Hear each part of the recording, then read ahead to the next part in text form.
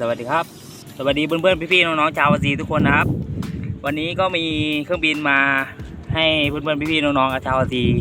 ได้ชมกันนะครับเป็นเครื่องบิน PC6 นะครับ